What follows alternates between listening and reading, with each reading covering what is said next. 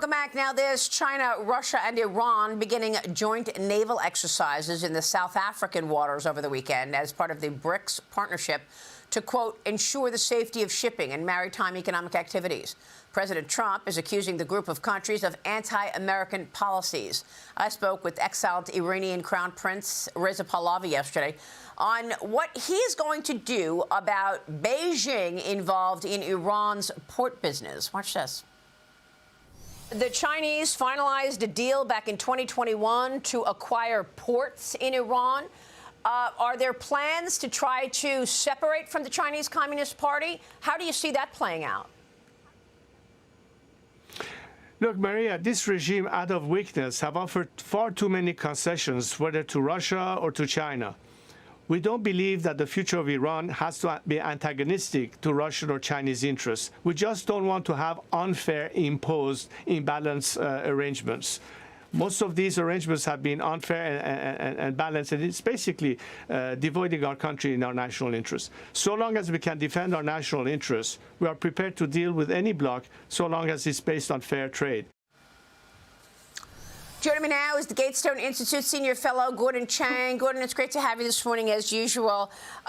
You know, this is a deal that I was referring to that Iran did with China, a $400 billion Iran deal where China is trying to deepen its influence in the Middle East by acquiring these ports in Iran. Now, Reza Pahlavi wants to come in as the transitional leader should the Khomeini regime fall. But my question was, what are you going to do about the Communist Party of China's influence on Iran? Your reaction? China's influence on Iran is deep. It goes back to that $400 billion strategic partnership deal in 2021 that you mentioned. The issue here is going to be oil sales because China is getting discounted oil from Iran. It takes more than 90% of Iran's exports of crude. And so this is going to be reassessed. If there's a new government in Iran, as now appears, I think you're going to see a reassessment. And there's going to be a rebalancing of relationships because people there understand that China's taking advantage of Iran across the board. Yeah, we'll see how that plays out and whether or not Reza Pahlavi gets the opportunity to go back as a transitional leader. But sticking with China, Gordon, Goldman Sachs is predicting a pretty good economy there. China's GDP is expected to grow by 4.8%, according to the economist at Goldman. The report states that this prediction is slightly above economists' expectations. They've got China growing 4.5%. I don't know if you believe any of these numbers. Gordon, what's your reaction, and how do you see the Chinese economy growing? Well, Goldman Sachs is just putting out a forecast that will please the Chinese regime. When we look at the economy last year, you know, China said that it will say that it's grown about 5%, meeting its GDP target. The Rhodium Group put out an assessment a couple of weeks ago saying it was 2.5% to 3%. And you can make a case for zero and contraction, especially when you look at underlying indicators such as tax receipts, housing starts, foreign investment, corporate profits. It just shows that the Chinese economy is declining. It's in a deflationary spiral. That's because of creation of too much investment. The economy is unbalanced. And the thing, Maria, is that China's basically now starting its 2008. You know, in 2008, it didn't want a downturn, so it went on a massive debt spree, and now it's got to resolve this. It's having problems doing so. So whatever the number is, even if it's that 4.8% that Goldman Sachs talked about, it's not going to be enough to actually retire China's debt.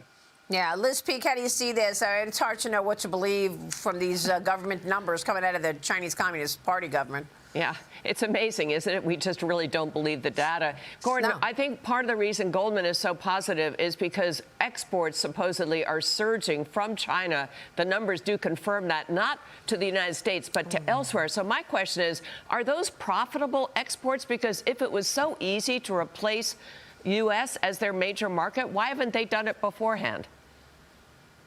That's a great question. And the margin on China's exports to the global south are much thinner than their margins to, for instance, the United States. And there has been that diversion of export sales, as you talked about. So, yes, The Goldman estimate is based upon increase in exports. But really, we're starting to see even the global south start to resist China's exports. And I think that really means that although there will be maybe some export growth this year, it's not going to be enough to justify the 4.8% forecast. So really, when you look across the board, it's very gloomy for China. A friend of mine who just came back from a trip to Hong Kong and Beijing was saying that there's something like 20% unemployment in China right now. Wow. And that's a real indication that the economy really doesn't have that potential to meet the Goldman forecast. And Kenny Polcari, jump in here, because I feel like investing in these Chinese companies that are traded on our exchanges has really been fading in terms of the enthusiasm around there. Yeah, well, listen, I was one who never invested in the first place just because I didn't trust the accounting. I didn't trust the dynamics of it. So that's not where I went. And so I would suggest that it's going to continue to get even harder for that if this, in fact, comes out. To Gordon's point, if there's 20% unemployment in China, how could Goldman even come up with an estimate like that? You can't tell me Goldman's not aware that there's 20% unemployment in China when people on the street are telling Gordon, look, yes, it is. Unemployment is huge here. What is Goldman looking at that they see differently? Kenny, you really got to ask Goldman that because their forecast, I think, is just really politically determined. They are not going to want to say something that will offend the regime because, they want to do business in China. Exactly. But, I can't really speak to that. You got to ask them themselves. Right. That's exactly the point, right? They don't want to offend anybody. So here they come up with this rosy forecast when, meanwhile, the reality tells you something very different. Mm-hmm. All right, we will leave it there. Gordon, great to get your take on all of this. Gordon, thank you. President Trump hitting back at Iran after freedom protests across that nation turned deadly. The president announcing a 25% tariff on any country that conducts business with Iran. He's also issuing a stark and direct warning to the Iranian regime, all options on the table. In a Truth Social post just this morning, President Trump encouraged protesters to keep fighting, saying, quote, help is on the way. Jackie, China, this would mean a new 25% tariff, and end to this trade fight pause from October. China is the biggest trading partner with Iran, then the UAE, Turkey, India, and Oman. Yeah, and this heats everything up again in a tariff situation that was starting to just settle. So we were getting a break from that, and oil prices are up a little bit today, but not as much as they would have been if we were talking about this, 20 years ago. So that's positive, and we're already in a lowered place because of President Trump. So around the $60 mark, I'm not really worried about it. Usually I would take my time to dig into the oil aspect of it, but today I just rather do something else. Sure. I was particularly struck by the story of one 26-year-old. His name is Irfan Soltani. He's scheduled to be hanged to death in Iran after he was arrested during the protests. That scheduling is for tomorrow. We are reporting, many outlets are reporting, more than 500 people have been killed in the protests. That's sort of the unofficial official number. The Jerusalem Post is reporting that over 12,000 people have been killed so far. There are many reports on X that the hospitals are completely overwhelmed, that the scene in the streets is pretty gruesome. And I think about this individual, 26 years old, didn't ask for this regime to come into power, but is in a situation where he is risking his life, and ultimately his life tomorrow can come to an end as he tries with so many other young people to try to overthrow this government. President Trump and the tariff aspect of this, I think he's going in stages. I've always told everybody, whether we're talking about business strategies, tariff strategies, foreign policy strategies, that you have to trust him, that there's a method to his madness. I think the same rules apply here. I think starting with the tariffs is phase one, but he means it when he says all options are on the table. I think if there was any opportunity for the Iranian people to become free of this oppressive regime and situation that they're in, it's now, and I think they recognize that. They've tried to rise up before, but never like this. I think they understand if you're going to do it, if you're going to risk your life, if you're going to be hanged in the public square tomorrow, you want President Trump to have your back, and I think that he will.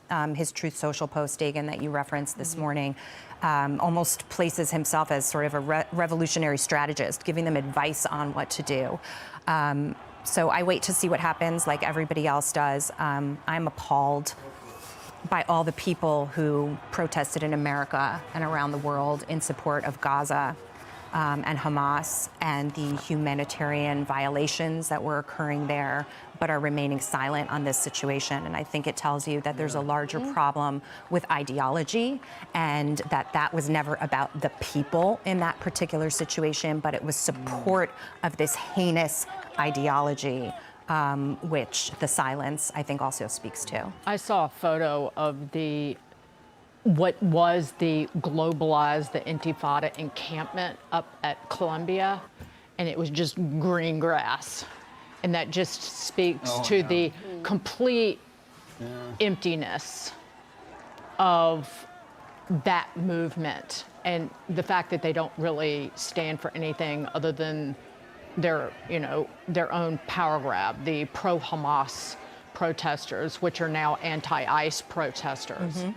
But anybody just jump in here, because tariffs are one of President Trump's chosen weapons, and certainly oil, or to cut off oil exports out of Iran, because they are running oil production is at the highest level since the late 70s. And oil exports, say to China, where 90% of its exports go, are at an all-time high.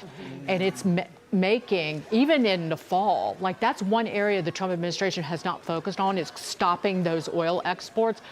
Iran is making still close to $50 billion a year. And that's at cheap cost, selling to the teapot refineries in China. So I can jump on that, and then, Kenny and Brian weigh in. There are reports that a large share of Iran's production, 2 million barrels a day, Dagan, to your point, goes directly to Chinese refineries. So again, how do some of those get rerouted if there is major supply disruptions in that region? That region is the Strait of Hormuz, and I know we talked about that during the bunker buster program in Iran, right? And that ended up being a nothing burger, thankfully then. But again, if that's sort of the backbone of global oil supply, Saudi Arabia, Iraq, UAE, Qatar, they all go through there, right? So if there are broader regions, I think that's the region to watch if there is sort of this escalation.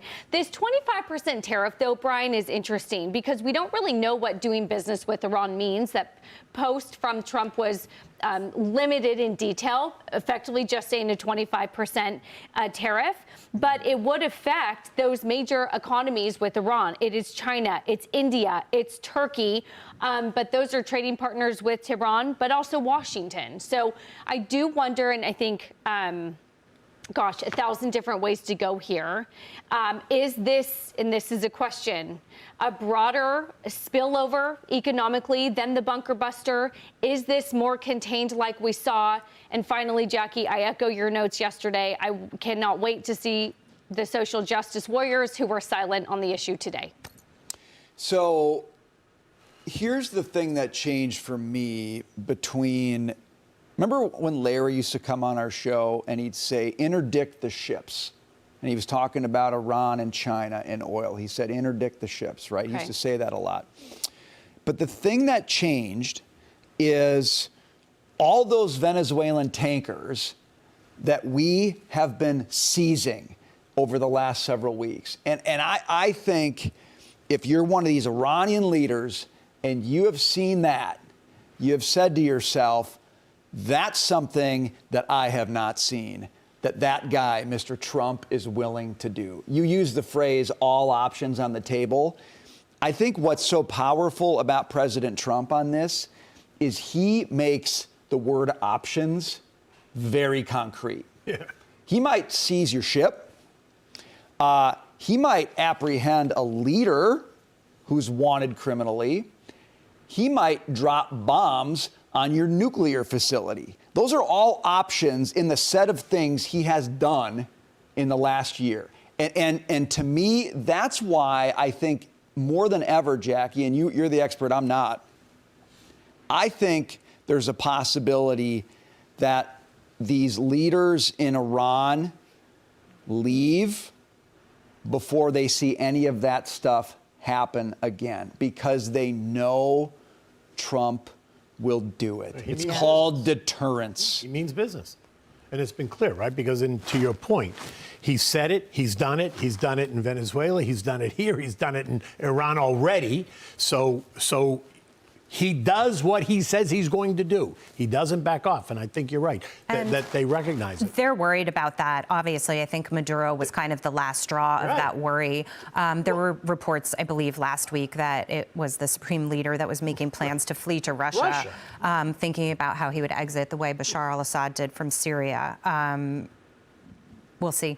And President Trump said in that Truth Social post that he has canceled all meetings with Iranian officials. Right. And before we go, just Venezuela and Iran together, what's happening in Venezuela with potential oil production increases, which could go up 50%, just in the short run, regardless of what that guy at ExxonMobil had to say on Friday. There are two companies that are helping with the marketing of the oil, the 50 million barrels of oil that are in stockpiles. They're in talks with large Indian and Chinese refiners over potential sales of that Venezuelan crude. So that helps fill the gap and create some crude diplomacy to backfill what's happening, what might be cut off coming out of Iran. So heavy crude diplomacy. Yes. It's pretty heavy. But we can refine it and then send it there. You go. Joining me now is former Deputy Assistant Attorney General John Yoo. John, is it time to back down on this investigation of the Fed and Powell? I think it's time for both sides to back down, not just the Justice Department, although I do see that Jean Pereira has now said that we're just trying to get information. We're not indicting anybody here. But also, I think that Chairman Powell, by making this video, by going out into the public rather than just complying with the subpoena and handing over evidence quietly, is also escalating things. And the reason why is because, one, Chairman Powell is going to be out of the chairmanship in May. There's no way any criminal case could be brought against him. I don't think he's committed any crime. He might have misstated something before Congress, but you have to prove that he intended to lie to Congress. I think that's very, very hard to show and probably not present here. The other thing is, and I think this is where one hand of the Justice Department doesn't know what the other hand is doing, is there's a Supreme Court case on the docket. It's going to be argued next week about whether the president can just simply fire members of the Federal Reserve Board of Governors. And that would settle the matter, and you don't have to get into this big fight about criminal prosecution of the chairman. Next one, John. President Trump warns that hundreds of billions of dollars are at stake if the Supreme Court strikes down his tariff program. All right, John, are you confident the administration has a plan B that would work if the tariffs are struck down? I don't know if they have a plan B, but I've got one for them because I think the court is going to strike down the tariffs. The oral arguments did not go the way in favor of the Trump administration. It's just going to mean it's going to take more time. Trade laws already give President Trump the authority to impose tariffs, but it has to be on individual countries for unfair trade practices or in individual industries.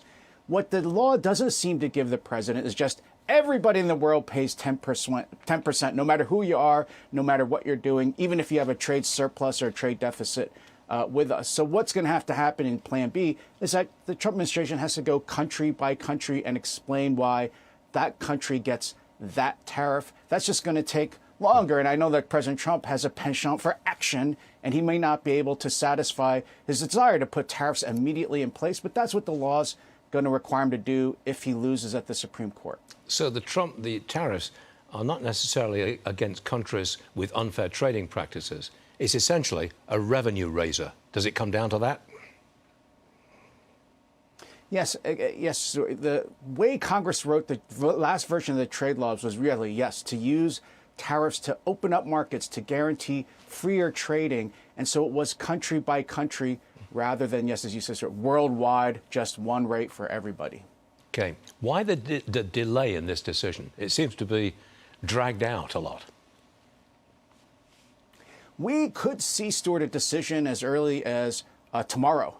The court's hearing oral arguments today about transgender men and women's sports. They've got an oral argument tomorrow. They could always use tomorrow to announce opinions. A lot of people think that if they're going to strike down the tariffs, they've got to act sooner because you're going to have to. The government's going to have to stop paying out refunds, and they've got to figure out how to do that. A lot of people thought they may announce it last Friday, but they didn't. But they're very busy this rest of this month, and anytime they meet in person, like in an oral argument, they could choose to use that time to announce an argument. So it could be an opinion. So it could be as early as tomorrow. And you think it'll be striking down the tariffs?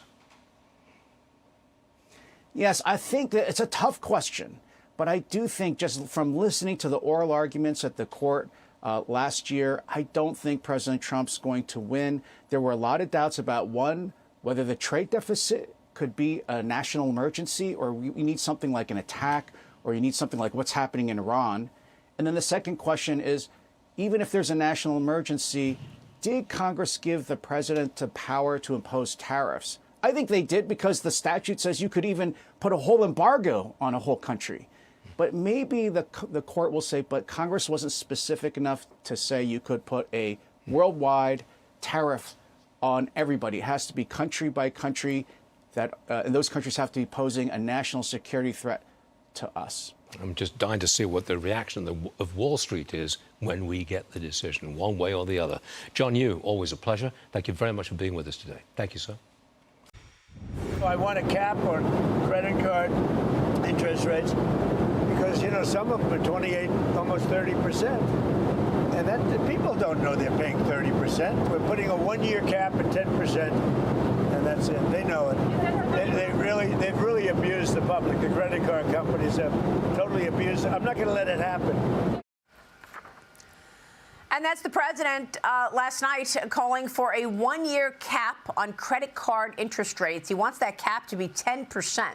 The Federal Reserve Bank of New York reports that Americans owed a staggering $1.23 trillion in credit card debt in the third quarter of 2025. But, of course, this is a big piece of business for the major banks. U.S. prosecutors, meanwhile, are investigating Federal Reserve Chairman Jay Powell over his congressional testimony back in June of last year. He testified in front of the Senate Banking Committee, and the Senate and others have said that he misled them. Powell is calling it political intimidation linked to the president's desire for lower interest rates, and he says it's threatening the Fed's independence. Watch this. The threat of criminal charges is a consequence of the Federal Reserve setting interest rates based on our best assessment of what will serve the public, rather than following the preferences of the president. This is about whether the Fed will be able to continue to set interest rates based on evidence and economic conditions, or whether instead monetary policy will be directed by political pressure or intimidation. And that was very rare and extraordinary for the Federal Reserve to come out with this video of Jay Powell last night in response to this investigation. Joining me now is Kansas Senator Roger Marshall, a member of the Senate Budget Committee and Senate Finance Committee. Senator, thanks very much for being here this morning. It's always a pleasure to see you and speak with you. What is your reaction to this investigation into Jay Powell? Well, Maria, Jerome Too Late Powell, he's the one that's made this political. You go back to the last presidential election, right before the election, he drops the interest rates. Did we even need a new federal building? It was budgeted under $2 billion. It's $2.5 billion.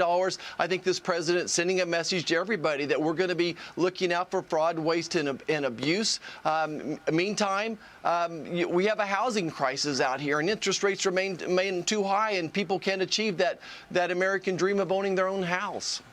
Yeah, I understand that. And you know, I agree that Jay Powell politicized the Federal Reserve. I mean, you look at how he jammed through these DEI policies down everybody's throats and as you said, raised interest rates. And by the way, cut interest rates, rather, not just by, you know, a quarter point, but 50 basis points. He actually cut interest rates right before the presidential election. So I agree with that. But the question is, did he lie under oath? Is there really a reason for an investigation? Because, you know, a lot of people are looking at this and saying, well, wait a second. We know President Trump does not like Jay Powell, and we know that he's calling him stupid and that he hasn't cut rates fast enough. So is this political, or did Jay Powell break the law and mislead or lie to the Senate Banking Committee? And you say? Well, Maria, we'll let the system play through here. I think there's other issues that we should be focused on. I think this is the president throwing out one more, maybe he's even almost trolling here as well. We got bigger issues to go after than this one, though. All right. Well, look, Elizabeth Warren tweeted this. Trump wants to nominate a new Fed chair and push Powell off the board for good to complete his corrupt takeover of our central bank. He's abusing the law like a wannabe dictator, so the Fed serves him and his billionaire friends. The Senate must not move any Trump Fed nominees forward. So what, you're part of the Senate. Are you going to be able to move the chairman's nomination forward? Because the president's about to choose a new chairman. Well, Maria, it'll be tough unless we get some cooperation, especially within our own caucus. So our caucus has to stick together. I think that we can do this with 50 votes for the most part. So I do think there's still a path to victory here. So you think you will be able to confirm a new chairman of the Fed? Won't you need Democrat support? I think we can do this with 50 votes now under the new rules. I see. And so, okay, because Tom Tillis, Elizabeth Warren, they say, I'm done. I'm not moving anything forward. But you think you can do this with just 50 votes with the Republicans? Exactly. I think that the president will lean into this. Our caucus, the Republican caucus, will have to stick together to get this done. And there's still plenty of time to kind of work this out. I think what we're seeing here is the president negotiating once again, and he'll put his shoulder behind this issue, and we'll sort it out one way or the other. All right. Well, what about this cap on interest rates? You're getting a fierce reaction from Wall Street this morning. All the banks are down. American Express down 5%. One analyst, I'm looking at one report from KBW, and the analyst at KBW, which really is one of the leading bank analysts out there, he says estimated impact to banks is very manageable, though Citi has greatest risk. Credit card lending remains a key source of growth for many universal and select super regionals, and the potential imposition of a 10% cap on yields would likely weigh on both the returns and the near-term growth outlook for the banks. Your reaction to a cap on credit card fees?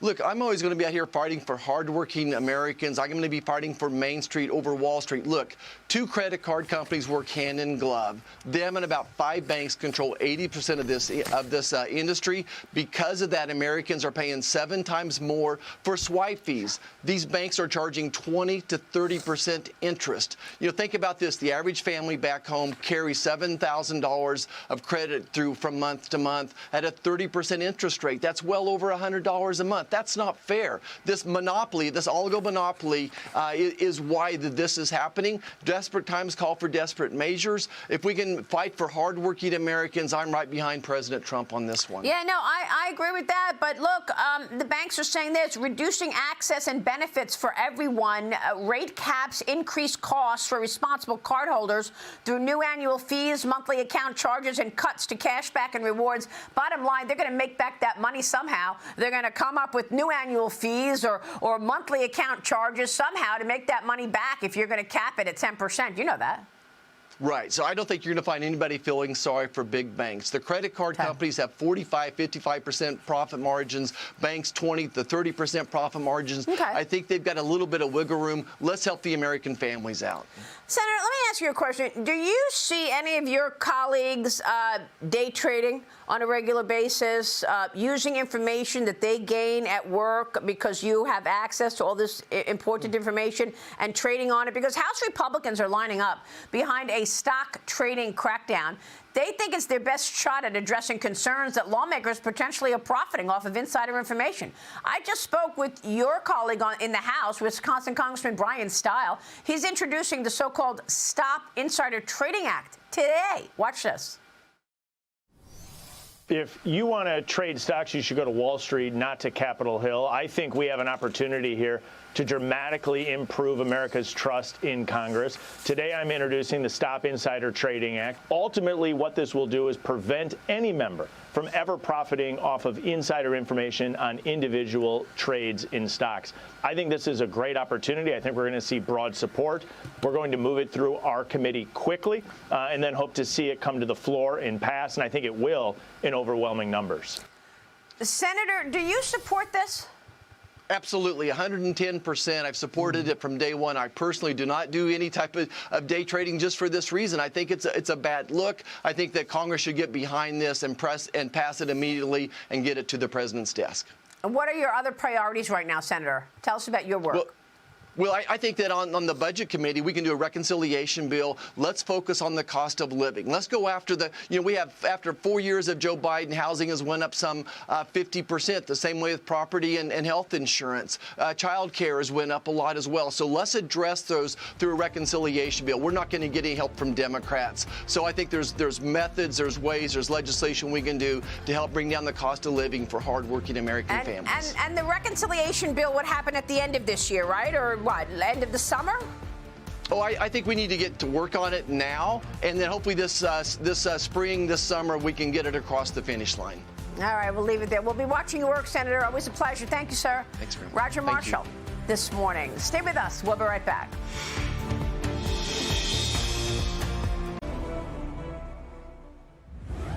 Russia's invasion of Ukraine has created ripples in the world of defense. A new form of battle, once only drawn up in war games, has become a reality. AI is tilting the advantages and changing everything we once thought about national defense. Joining me now, Trey Stevens, Executive Chairman and co-founder of Anduril. Trey, it's been the last 2 years, 3 years has just been absolutely amazing with respect to how war is fought, how technology will change things. Talk to us about what you've learned and what we should know. No, it's a really good point. There's a tremendous kind of tidal wave of new technologies that are coming into the defense space, as we've seen in Ukraine with the conflict there. There's electronic warfare that's at play with drone technology, denying access to the airwaves, which makes it difficult to control the drones, to do things like targeting. And artificial intelligence is playing a big role in this, taking that leverage that you get from software to do more efficient mission planning, targeting, command and control. This is kind of the name of the game for the coming decades, I think. You mentioned software. I want to pick up on that because the notion that, we started to get used to the notion of wars being fought with someone controlling a drone in Nevada that might be flying anywhere in the world. But now it's taken even a greater leap forward, the role of software, hasn't it? Yeah, absolutely. I still feel really strongly about America and what we're doing here. We are still the software superpower in the world. But figuring out ways to leverage very low-cost systems to achieve really high-end military objectives requires the best possible software. And these are lessons that the Department of War has been learning at a very rapid pace in the most recent conflicts. So where does AI, artificial intelligence, fit within this framework? Yeah, there's this long history in popular culture of people kind of being super concerned about killer robots and things like that, kind of Terminator style. And I think that's sort of different than how we're seeing AI take place in the battlefield today. It's less about giving autonomous robots the ability to go out and execute missions without any human in the loop. It's really about giving humans superpowers, giving them the most efficient pathways of information for command and control, so that they can make the best decisions possible as they engage in warfare. And the Undersecretary of War for Research and Engineering, Emil Michael, has recently talked about this as kind of like the efficiency frontier for soldiers that hasn't existed historically. China's been doing this for a long time, for like the last 15 years. I think the first reference to AI weapons in China was in a research paper from 2011.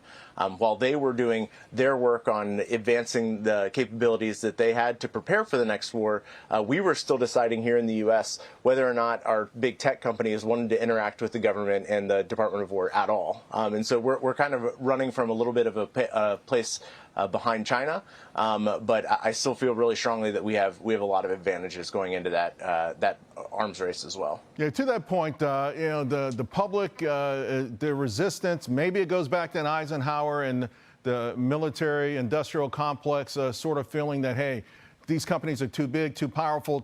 Now I do believe the public is being shifted here, where we believe, hey, if we're going to stay the top nation in the world, we must have the best military, and that means military capabilities. It's interesting, after America captured Maduro, the next day, two stocks stood out to me. Chevron up big time, but so was Palantir. And that speaks to, again, to the new role that these new innovative companies like yours are playing to keep us safe. Yeah, no, you're absolutely right. It is a very new era. The public perception has shifted pretty meaningfully in the past few years around whether or not we should be investing in the military. Obviously, many of your viewers, I'm sure, saw that President Trump has been talking about a $1.5 trillion defense budget. Obviously, it's still very early in that process, but there's a tremendous amount of attention that's being paid to this. I believe this administration is taking huge steps. Secretary Hegseth has been out on his Arsenal of Freedom tour talking about how important this is. One of my favorite quotes from his trip to Brownsville to Starbase was, he said, we're done with a peacetime science fair. It's time for a wartime arms race mentality to take hold. And it's been really cool to see not only the public align behind that vision, but also to see the administration and the government align behind the importance of moving really fast, increasing competition, investing in new technology companies that are coming in that are willing to do the work that's necessary to win that arms race. Yeah, and the notion of having a democracy and protecting our democracy, a lot of people push back, particularly, ironically, conservatives on that $1.5 trillion number you mentioned, but it also could be a jobs producer. Right? I look at it as a de facto jobs producer, as well as keeping us the preeminent nation in the world, and AI superiority has to be at the forefront of that. Absolutely. I mean, technology is actually the implementation of just war. I think this idea that we can sit idly by and be pacifists is kind of crazy. Like, that's not an ethical position to take at all. I believe that by employing technologies like artificial intelligence, we can save lives. We can drive down the cost of engagement. We can, both in dollars and in human life. And we can be more precise, we can be more targeted, avoid the loss of unnecessary civilian casualties. And I think this is a tremendous ethical good that we need to be investing in as a country in order to remain dominant and to deter those future conflicts from happening in the first place. You know, Trey, when I was in the Air Force, I worked at nuclear bases, both in North Dakota and Guam. And, we learned that the best offense is a good defense. We want to deter war. We want to make sure our adversaries don't even think about messing around. Do you feel like we're getting there faster with AI? Totally. Yeah, I mean, I've spent my entire career more or less working with the defense community, have interacted with a lot of officers, and I can say beyond a shadow of a doubt that I've never met a general officer that said, you know what I really want to do tonight is go home and call a bunch of moms and dads telling them that their child was lost in combat. This just doesn't happen. We want to prevent wars from happening. We don't want to go to war. And I think investing in those technologies is the most important way, the easiest way, the lowest cost way to make sure that we're establishing that dominance, maintaining that dominance, and deterring those conflicts from happening in the future. Well, you guys are doing amazing, amazing work. Trey Stevens, thank you very much. Appreciate it. President Trump says he will be ending payments to sanctuary cities by the end of the month. Roll tape. Starting February 1st, we're not making any payments to sanctuary cities or states having sanctuary cities because they do everything possible to protect criminals at the expense of American citizens, and it breeds fraud and crime and all of the other problems that come. So we're not making any payment to anybody that supports sanctuary cities. Wow, as I said before, that is drastic. Congressman Byron Donalds, Republican from Florida, joins me now. Cutting sanctuary city payments will put a huge hole in their already shaky finances. Could it be the end of sanctuary city status? I definitely hope so. This is something that should have been done a long time ago in the United States. Thank you, President Trump, for your leadership on this matter. If you have cities and if you have states that decide on their own that they are going to violate federal law, then they do not deserve federal tax dollars from the American people. That is a fact. That's the way it needs to be. These jurisdictions don't have the authority to decide what federal immigration law is going to be. They have a responsibility to follow the law under the United States Constitution. If they're not going to do that, don't give them any money. Pretty clean cut. Next one, Congressman. During oral arguments yesterday, conservative Supreme Court justices signaled support for state bans on transgender athletes in girls' sports. Listen to Justice Sam Alito, his debate with an attorney representing a biological male athlete. What does it mean to be a boy or a girl or a man or a woman? We do not have a definition for the court, and we don't take issue with we're not disputing the definition here. What we're saying is that the way it applies in practice is to exclude birth sex males categorically from women's teams, and that there's a subset of those birth sex males where it doesn't make sense to do so according to the state's own interest. Well, how can a court determine whether there's discrimination on the basis of sex without knowing what sex means for equal protection purposes? All right, Congressman, you attended yesterday's pro-ban rally outside the court. May I just say, personally, I'd like to see a clean-cut 9-0 decision on this. How about you? I completely agree, because what that attorney said made absolutely no sense to anybody with common sense. A birth sex male is a boy. Ladies and gentlemen, that's what we call them. They have a Y chromosome, they have an X chromosome, they are a boy. You do not have boys compete against girls.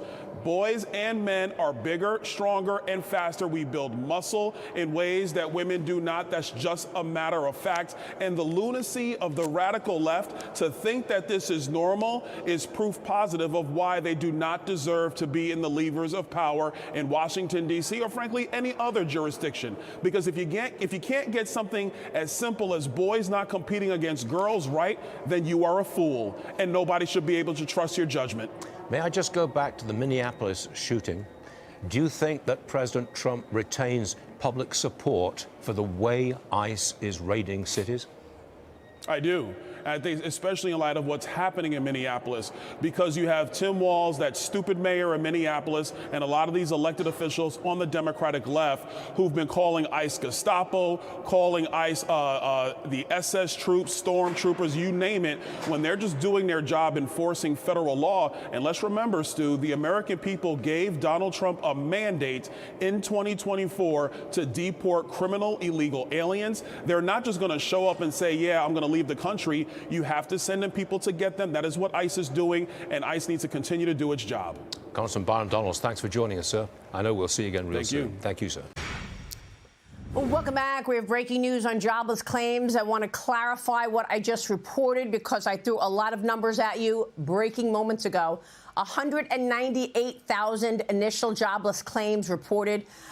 In terms of continuing claims, 1.884 million continuing claims. Markets were moving on these numbers, and I wanted to get it out as soon as possible. 198,000 initial jobless claims and 1.88 million on continuing jobless claims. You heard Nancy Lazar tell us that the numbers were low, and she has been seeing green shoots in jobs. We've got other breaking news this morning. President Trump, with his strongest condemnation of attacks on law enforcement yet, posting on Truth Social this morning, saying this: if the corrupt politicians of Minnesota don't obey the law and stop the professional agitators and insurrectionists from attacking the patriots of ICE who are only trying to do their job, I will institute the Insurrection Act. Many presidents have done this before me and quickly put an end to the travesty that is taking place in that once great state, writes the president. The president also posted about a federal judge declining to block ICE operations in Minnesota. The judge was appointed by former President Joe Biden in 2021. And we are following this fast-moving story as well in Minnesota. Joining me now is former acting ICE director and former federal prosecutor Jonathan Fahey. Jonathan, your reaction to what is taking place in Minnesota? Well, just real quick on President Trump's post, I think it's entirely appropriate to implement the Insurrection Act, because what Minnesota is doing is so beyond what any of these other states have been doing. Both the leaders, both Governor Walz and Jacob Frey, have been using their power and their authority to undermine and prevent the enforcement of federal law. So I think President Trump is spot on here, and it's really outrageous. And there, you would have to look for a historical analog to what's going on with some of these states and fighting against the federal enforcement of federal law. You'd have to go back to the civil rights era, the Civil War. This is really unprecedented, and I think they're forcing President Trump's hand, and I think they want to do this, quite honestly. I think they want the confrontation because Tim Walz doesn't want the scrutiny on this fraud, and Jacob Frey, just like this helps his social justice profile. But really, it's so bad what's going on in Minnesota. These agents are the ones acting out the democratic process because they are enforcing laws passed by Congress, and it's so outrageous, totally appropriate. The Insurrection Act, which is from 1807, allows the president to use active duty military or federalized National Guard on U.S. soil to put down an insurrection, rebellion, or violent unrest. That is exactly what we are seeing in Minnesota. It helps him enforce federal law when the states cannot or will not do it, and protect constitutional rights if state authorities fail. This is why the president just posted that, because we are not seeing the governor or the mayor, as you just said, Mayor Frey, stop these insurrectionists and agitators. The president called them professional agitators, from getting in the way of ICE operations. Now, a DHS employee reportedly leaked the personal information of thousands of ICE, Border Patrol, and federal agents who are enforcing President Trump's immigration crackdown policies. The information was shared with the founding of the doxing website called ICE List. That list shares agents' personal information. This is incredible what they are doing. DHS reporting an over 3,000% increase in attacks by vehicles, vehicular attacks, and an increase of 1,300% in assaults against agents just last year, Jonathan. How will this stop? Yeah, this is so outrageous, and this person, whoever did this, needs to be prosecuted, because this was deliberately done to put agents in danger. And you're right, putting these stats, how much the threats have increased, the assaults have increased. And imagine being an ICE agent, having your personal information, your address, put online, because these are people that have husbands and wives and children, and it's just scary, it's intimidating. But this person, it's a federal felony with a 5-year max per leak. So you're looking at 4,500 leaks. Hopefully they will catch whoever's involved and prosecute them to the fullest extent of the law. And some people have described this person as a whistleblower. This is not whistleblowing. This is not revealing fraud or abuse. This is directly intended to harm agents, and this really needs to stop, and this person needs to be held accountable. And anyone publishing this really should take a look at themselves as to what they're doing, because they're putting people unnecessarily in danger. Yeah, it's incredible to me that they are doing this and completely ignoring any criminality that the government is pursuing here. The administration is pursuing taking down illegals who are committing crimes. You're exactly right. And you know what the good news of the whole Trump immigration policy is? Crime is down 20% this year. We are having a record low decrease. We may have a record low number of murders this year because of all of this. So Trump is making the cities safer, particularly Minneapolis. We've seen the people they've been arresting, child predators, violent offenders. So they are making things safer. So that's the good news of this policy. Americans are safer. And that's why the Democrats are going so crazy on this, because it shows the president's policies are effective, they're working, they're making people better, and the Democrats, the core of their electoral strategy, most people I think realize it at this point, is illegal immigration, and they are fighting every deportation like it's a vote getting kicked out of the country. Yeah, let me get your take on this. The Brookings Institute reporting a negative net migration for the first time in at least 50 years. Net migration hit between negative 10,000 and 295,000 last year, Jonathan.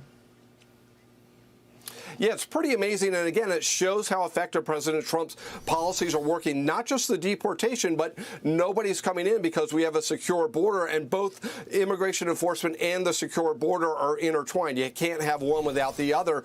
But we're also seeing benefits of this. We're seeing Americans' wages are rising. Americans are getting jobs that they were otherwise not getting. We're seeing safer communities. We're going to see falling housing prices. We're also going to see better health care and better quality schools. This is a huge win for the American people, and thanks to President Trump for sticking with this fight on immigration, because it's so important for public safety, national security, and quality of life. Yeah, I mean, look, that's going on all over the world, right, Jonathan? I mean, this is the big issue. Illegal immigration for every country. President Trump is finally trying to do something about it. Jonathan, thank you for weighing in on all of that. Jonathan Fahey joining us. Stay with us. We'll be right back.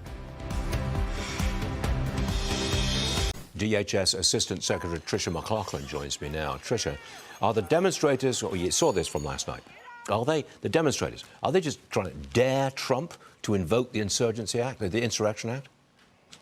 I don't know what their motivation is, but it certainly isn't public safety, considering ICE and CBP and DHS law enforcement at large have arrested 2,500 criminal illegal aliens, Stuart, just in the last 5 weeks. And we're talking about incredibly violent individuals. A man from Ecuador who murdered his 3-month-old son was picked up. We picked up a multiple child rapist, an individual who perpetuated human slavery. This is who DHS law enforcement is risking their lives to arrest. And what we've seen from a lot of these agitators and violent offenders is that they're spitting on our law enforcement. They're weaponizing their vehicles against our law enforcement. They're hitting, pushing, shoving, you name it. But it's becoming more highly coordinated, and they will be charged as federal crimes. Well, the president has threatened to invoke the Insurrection Act. Then last night, the demonstrators go out and do it all over again. Is the president going to invoke the Insurrection Act? I mean, I'm sure you don't know whether he is, yes or no, but is he likely to, following this continuing violence?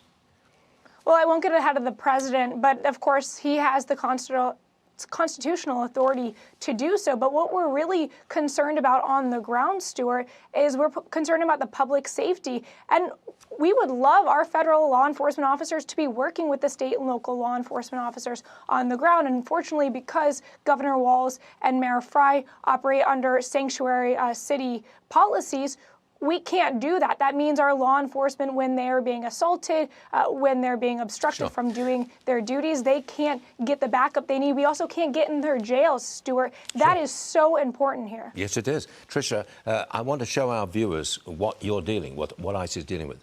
These 3 men were arrested for the attempted murder of an ICE agent. They've been identified as illegal migrants from Venezuela. They fled their country under President Biden, in the Biden administration.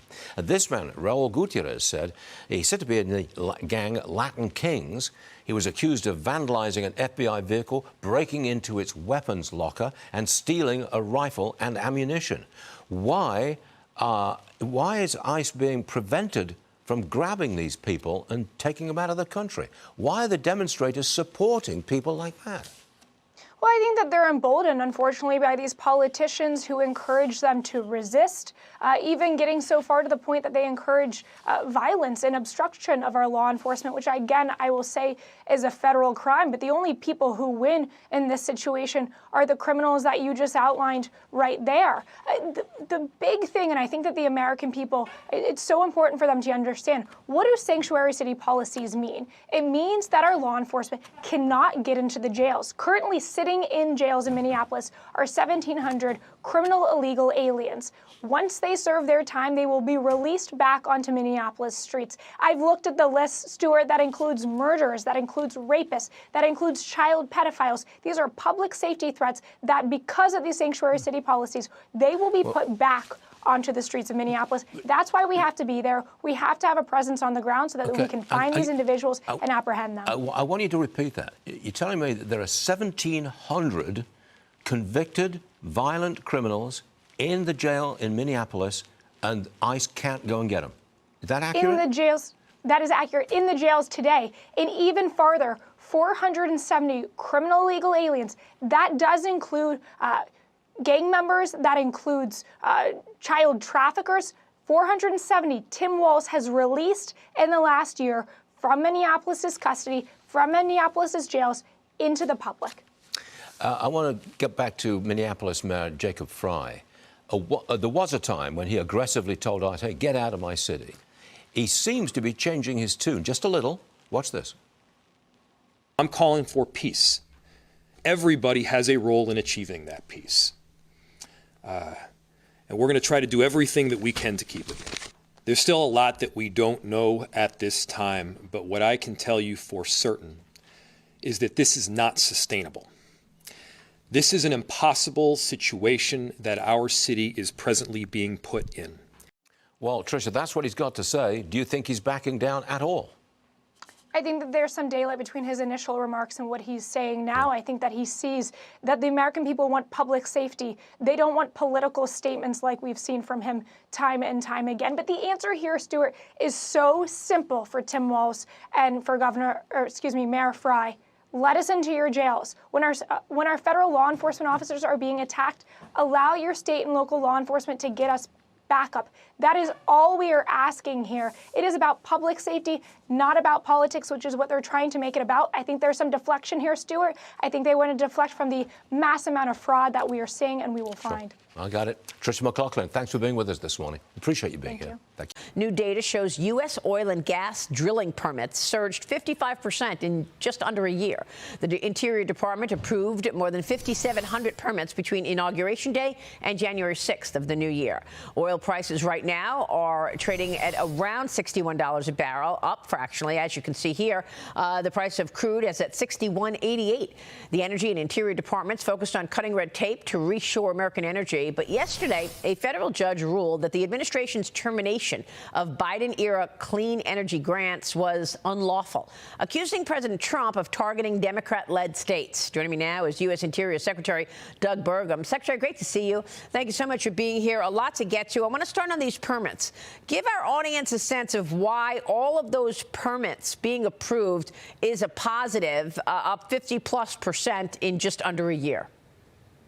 Well, President Trump promised to drill, baby, drill, and his policy of increasing an abundant supply of energy, creating energy dominance for America, is bringing home the goals of dropping inflation at home and bringing prosperity to Americans and bringing peace abroad. This is a double win for President Trump. When we're stronger with energy here, it lowers the cost of everything. The clothes on your back, the food on your table, the gas in your car, the home that you heat, all of those are driving down President Trump, breaking the back of inflation. But being energy abundant has allowed us to take the actions, whether it's with eliminating Iran's nuclear capability or arresting Maduro. All of those things possible because of President Trump's energy abundance, energy dominance agenda. And what about this fight, energy versus environment, that the Democrats are talking about, and this judge saying that canceling the Biden-era policies was unlawful, Secretary? Well, this has to do with the 5 very large offshore wind projects in the Northeast. There was a new security report that came out, classified by the Department of War in December.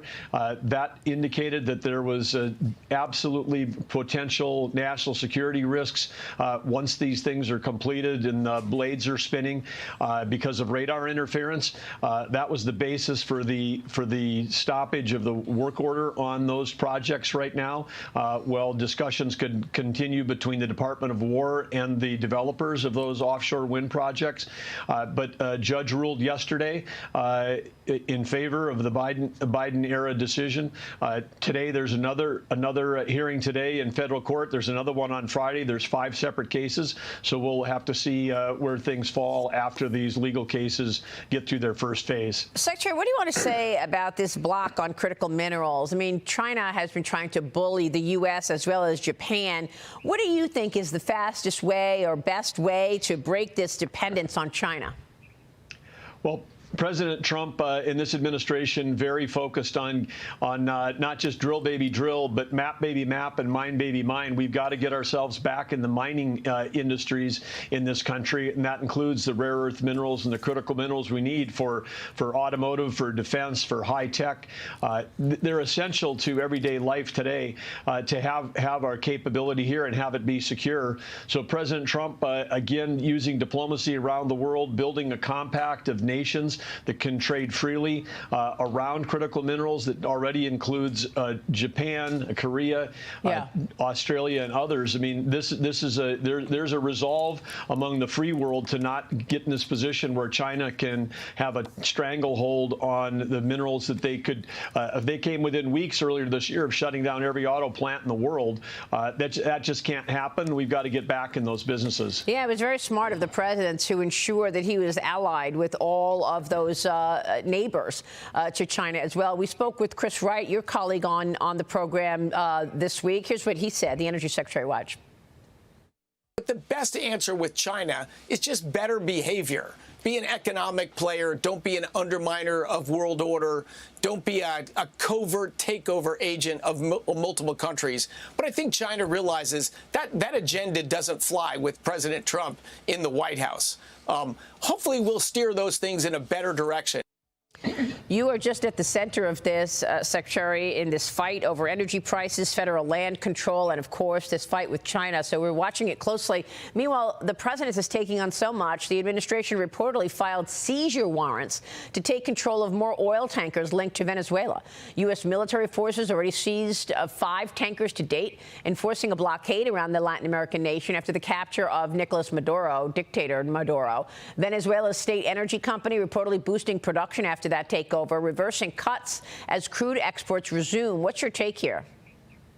Well, this is, again, brilliant strategy by President Trump after the law enforcement action to take down the criminal who was leading an illegal government, Maduro. This is an opportunity Venezuela hasn't had for decades, which is an opportunity to be able to sell energy on the world market at global prices. And, of course, the U.S. now ensuring that this the blockade, the embargo, is going to work. The quarantine, and the United States is in charge of the sale and disposition of this Venezuelan oil. That's going to allow that oil, whether it's coming to refiners in the U.S., help lower price in the U.S., or if it's going on to the world market. This is going to be great for the American people, great for Venezuela, great for peace in our region, and great for building normal economic relationships with Venezuela. I mean, Iran is also a major OPEC producer. I mean, when you're talking about oil, and oil prices have moved up on this conflict. You're talking about crude at $61 as, you know, investors are wondering if there's going to be a threat to those exports and tighten global markets even further. What is your assessment of the backdrop there with prices now above 61? Well, I think it's up on the unrest in Iran. We saw that when the actions that were taken in Venezuela, prices stayed low. Yeah. But I do think that what's going on in Iran is incredible. I mean, to think that there's an opportunity to see you know, changes in leadership in Venezuela, Cuba, Iran in quick succession. Absolutely. And again, you know, President Trump, he's like hitting triple bank shots with his eyes closed on the geopolitical use of energy diplomacy like no one we've ever seen, and it's just fantastic. The opportunity for American economic prosperity, the possibilities of world peace. I mean, this is a game changer. But what happens in Iran doesn't matter as much anymore because with North America, between Canada, the U.S., Venezuela, Brazil, you know, the center of oil production is shifting from the Middle East back to the Western Hemisphere, and under President Trump's leadership, that energy diplomacy is going to continue to reap benefits for Americans for decades to come. Well, that is really exciting and certainly a national security issue here. But Vice President J.D. Vance and Secretary of State Marco Rubio will be hosting officials from Greenland and Denmark at the White House today as the president pushes to acquire Greenland. I want to get your take here because President Trump posted on Truth Social moments ago, reiterating Greenland's importance for American national security and that NATO becomes even more effective if the island is in U.S. control. Delaware Senator Chris Coons is leading a bipartisan congressional delegation to the island this week, highlighting the bilateral ties between the U.S. and Denmark. But Greenland's prime minister is refusing to turn over sovereignty. He said in a press conference yesterday, quote, "We are now facing a geopolitical crisis. If we have to choose between the U.S. and Denmark here and now, we choose Denmark, NATO, and the European Union." Here's what happened when the president heard that. Watch this. On Greenland, sir, the premier of Greenland said today, "We prefer to stay with Denmark." Do you see that as the final word? That? The premier of Greenland. Well, that's their problem. That's their problem. I disagree with him. I don't know who he is, don't know anything about him, but that's going to be a big problem for him. Secretary, what do you think the president is referring to? Well, I think that the strategy here and the opportunity for building a relationship between the United States and Greenland is a strong one. And there's a great history of this, of presidents with leadership. I mean, Thomas Jefferson with the Louisiana Purchase, what we saw when Alaska was acquired. And again, I would remind people the Interior Department is responsible for all of our affiliated states that we have around the world in the South Pacific and the Western Pacific, and our territories that we've got military bases like Guam in the Pacific, U.S. Virgin Islands. I mean, 14 time zones span across interior. And of course, Greenland, we need to remind people, think it's far away. It's closer to Washington, D.C. than Alaska is, certainly closer than Hawaii and any of the Pacific Islands that are affiliated with the United States, either as affiliated as states of their own independent or as U.S. territories with U.S. citizens. But I think there's a great opportunity here. I think President Trump, the greatest deal maker in the world. World leaders meet him. They like him. He's never met the premier of Greenland before. They'll be interesting to see how these talks go today, keep that conversation going. But from a strategic standpoint, from a national security standpoint, President Trump 100% correct with what's going on with Russia in the Arctic, what China, their influence up there, China building weather stations in Greenland. These aren't weather stations.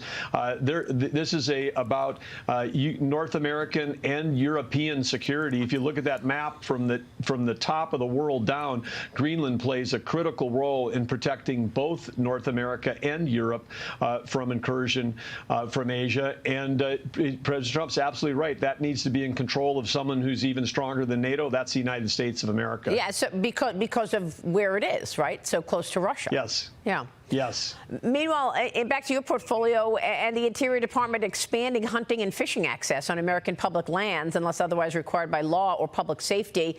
Secretary, the department also notes recreational activities support a $1.2 trillion economic output for America. So this is also about economics here. Well, it's the outdoor recreation industry. We've spent a lot of time with them. But as you say, this is over $1 trillion industry for America, about 3% of employment. We're talking everything from recreational vehicles to sporting goods stores to hunting and fishing guides. It's amazing, and it's part of America's traditions. We head into Freedom 250, the celebration of America's 250th anniversary. All of these bureaus of the interior, from national parks, U.S. Fish and Wildlife, Bureau of Indian Affairs, all of these organizations that represent opportunities for Americans to get outside, celebrate plentiful, abundant, bountiful, incredible public spaces that we have. We want to make sure that we're expanding that hunting and fishing. I mean, hunting and fishing and the anglers and the hunters, they're the world's best conservationists. They're the ones that pour their money and time into helping preserve these places, and it's a great economic cycle that we're doing that. And of course, as we do that and as we expand the energy agenda, we keep leading the world. We've got the cleanest water, the best soil health, the cleanest air of any country in the world, and that's because of American ingenuity. So hats off to everybody in that industry, in the recreation industry, but also to our incredible energy industry, which is again setting records. We had a lease sale last week in the Permian. $220,000 was the price for 1 acre out of a 32,000 acre sale. $327 million coming into the Treasury and our partners from those sales. When we grow, when we started this top of the hour talking about drill baby drill, when we're drilling, we're putting money in the pockets of the U.S. Treasury, and we're creating opportunities to put dollars back into our outdoor spaces for the use of Americans. It's a win-win-win all the way around. President Trump leading the way on that. Oh, great stuff there. Secretary, good to see you this morning. Thanks so much. We'll continue to watch your work. Great. Thank you, Maria. Great to be with you Secretary always. Doug Burgum joining us. Stay with us. We'll be right back. Joining me now, White House National Economic Council Director Kevin Hassett. Kevin, I just got to ask, I mean, do you think questioning the Fed chair's excessive spending is a threat to the independence of the Federal Reserve? I think that transparency is something that safeguards the independence of the Fed. I won't comment on current law enforcement cases, but I could say that the Fed needs to be very transparent at all times, and it needs to be independent. We know that when Federal Reserves lose their independence, that inflation gets out of control and it hurts ordinary folks. We can't ever let that happen. I think that President Trump's view is that he's got policy disagreements with Jay Powell.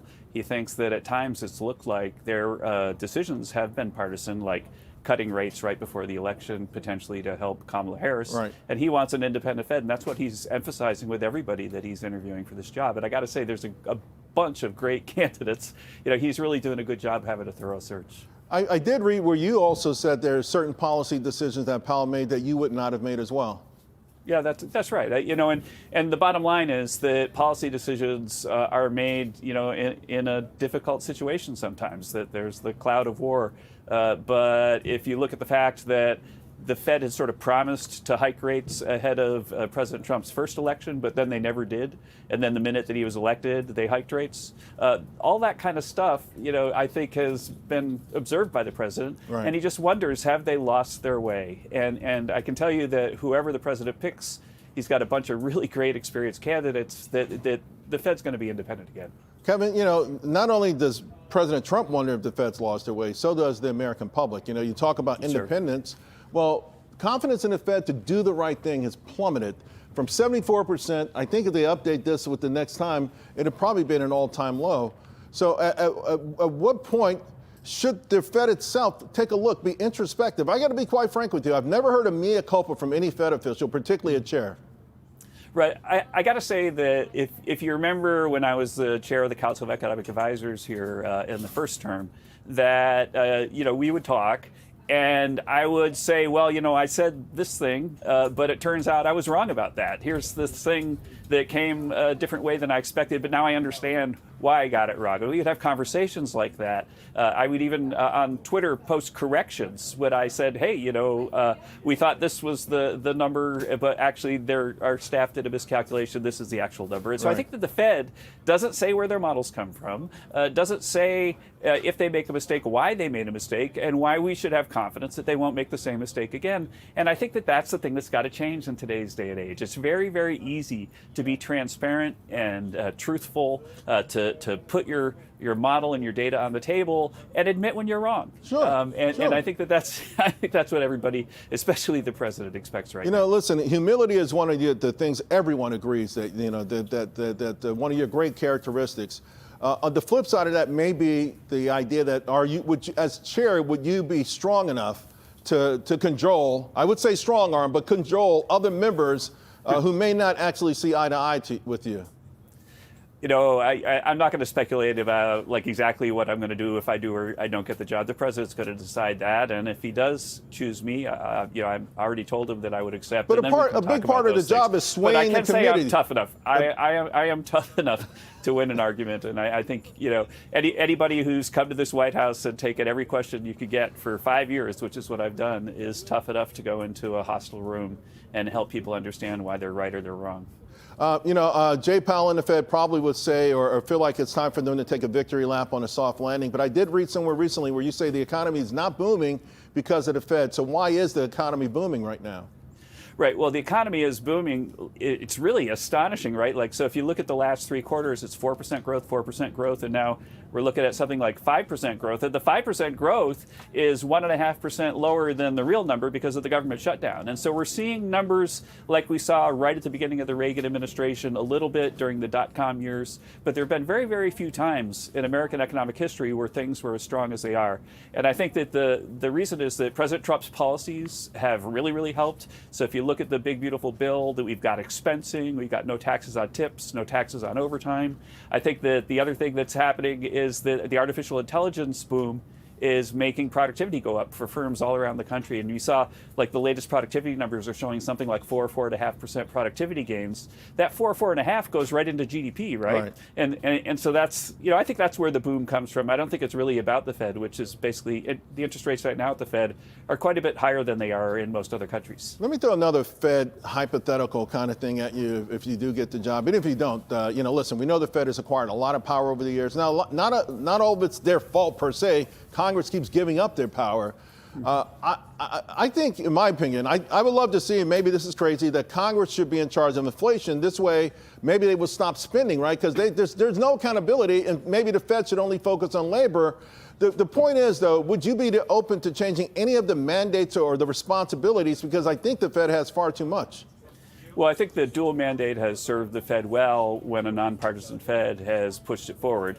And the bottom line is low inflation can be politically unpopular, and that's one reason why in 1913 they designed the Fed the way they did. But in 1913 when they designed the Fed, the Fed we were under a gold standard, and so the Fed was basically no one envisioned that they could do all the stuff that they're doing right now. And so I think revisiting exactly what you can do in today's world in the Fed is something that's a reform that should be viewed. And listen, 1913, they only had inflation. 1978, Congress punted jobs, and then since then, they punted everything else under the sun. I want to talk about some other sacred cows, hedge funds, big banks. I know your phone must ring off the hook every time, right? From your old Wall Street friends asking about the caps on credit cards or stopping hedge funds from buying single-family homes. Do you support these policies? Yeah, absolutely. I support the president's policies. He's trying to make the gains from Wall Street spread to Main Street, and we're all about to go to Davos, and he's going to give a great speech about what he's going to do to get people back into their homes again. And so I think absolutely the president has done a lot of good last year, and we're going to do even more this year. And again, in his big Davos speech that we're preparing right now, he's going to have, I think, a massive, massive fix for the housing market. Before I let you go, some breaking news out. You know, the Wall Street's been on pins and needles about the Supreme Court and tariffs. It may be a moot point. The U.S. and Taiwan just signed a trade and investment agreement. It's absolutely phenomenal. Commerce Department saying it will drive massive reshoring of America's semiconductor business back. We see semiconductors driving everything these days. Just your thoughts on that. Yeah, I think that, you know, what's happened is that President Trump and his trade team of Jameson Greer and Secretary Bessent and Howard Lutnick have been making great deals for Americans. You know, we've got something like $18 trillion of commitments for job-creating investments here in the U.S. And, you know, I think that more of that is going to be coming all year. Davos, we know there's the big housing speech. What else can we anticipate? There's also going to be some look at the new world order that President Trump is creating. And, you know, a lot of countries that were, you know, whining about tariffs 6 months ago and saying that President Trump was going to harm their economies had pretty good years. And I think it's in part because people recognize that President Trump has made it so that we are the shining city on the hill again. We are the engine of global economic growth because the U.S. is really that strong again. Yeah, and I think he's doing it because he's coloring outside the lines, right? It's just these rigid rules that we've lived by for so long, not necessarily applicable anymore, and certainly have underserved Americans in many cases. Kevin, I appreciate you taking the time. Good luck, Thanks, my it's friend. great to be here. Oh, thanks. See you soon.